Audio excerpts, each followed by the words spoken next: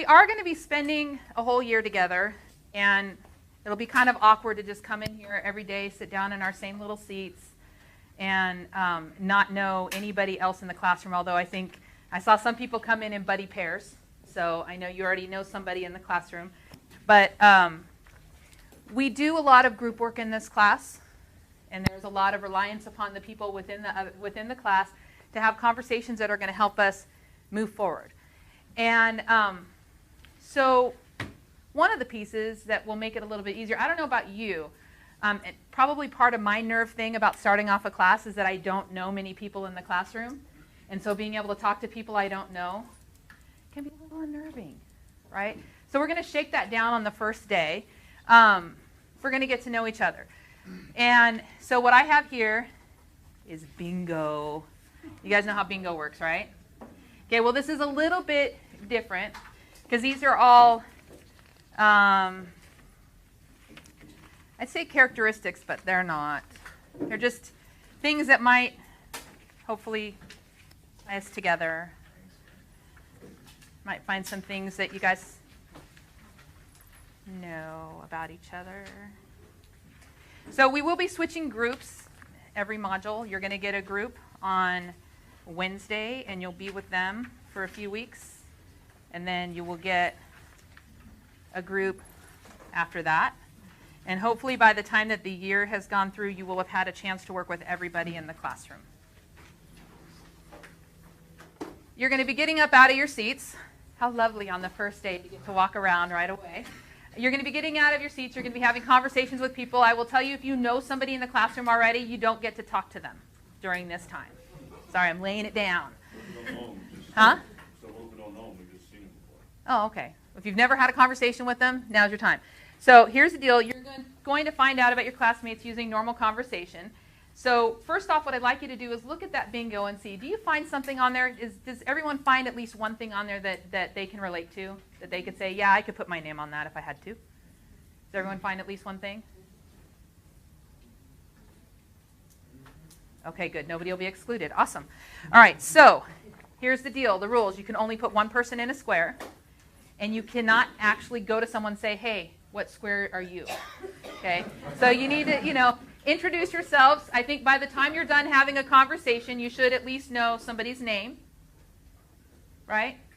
And the thing about them. So you just have a little conversation with them. We're going to spend about 15 minutes, 10 to 15 minutes to see who gets bingo in that time frame. Huh? Oh, I forgot to bring the chocolate. I'll bring you chocolate tomorrow.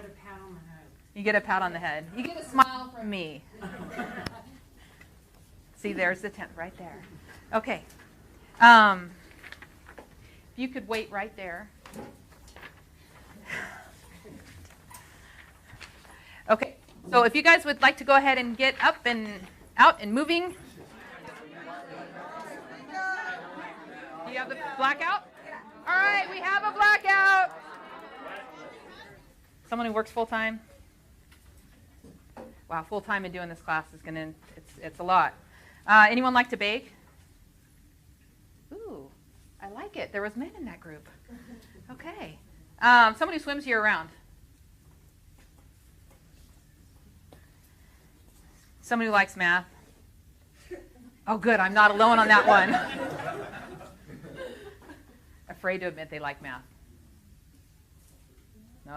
Almost got you on that. Okay, someone who likes to read? Wish they had more time for it. Someone who's currently married?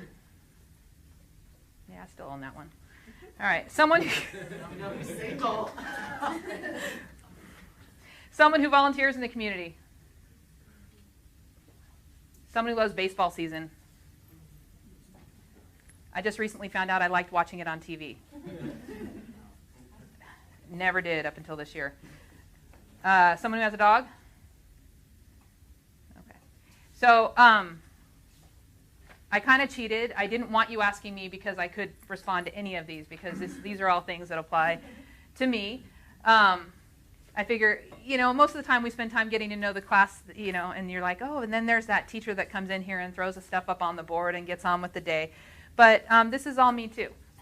And so it's nice to see that as I look out to the class that we have some commonalities. That's really awesome.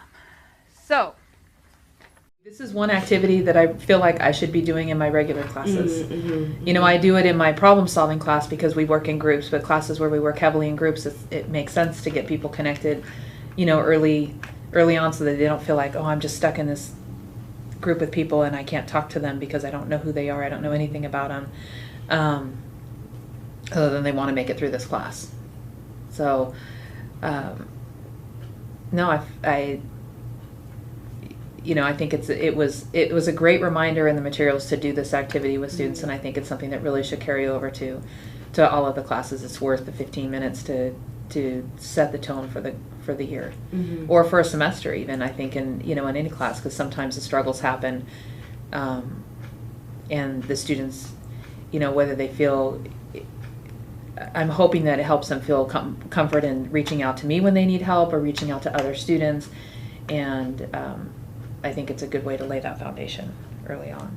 What I like about this is the opportunity for me to get to be part of it too, and I think that having that connection with them opens up the lines early on. Right. So that was why my draw to this particular one felt natural to me. The particular one that you chose. Well, so physically getting people up and out of their seats was a clear goal. Finding out some personal information. Obviously nothing people presumably wouldn't want to share. Having them learn a little bit about me. It was a small class, so it was easy for me to pick up names, but to learn some names, to get them to learn names. And then even in the debrief, I noticed that I used their names, and that was obviously intentional. Oh, it feels kind of corny to say that that's intentional, but it's intentional in the sense that I think it humanizes, and so that doesn't necessarily do with the specific activity. I mean, you could do that with lots of activities, but again, trying to just get to know them and for them to know each other, and to be a little silly. Well, I think that. Then they're literally not afraid to talk to me, and talking to me could be, you have students share personal things or whatever, but talking to me about their progress, talking to me if, things aren't going well, so that, and I think that,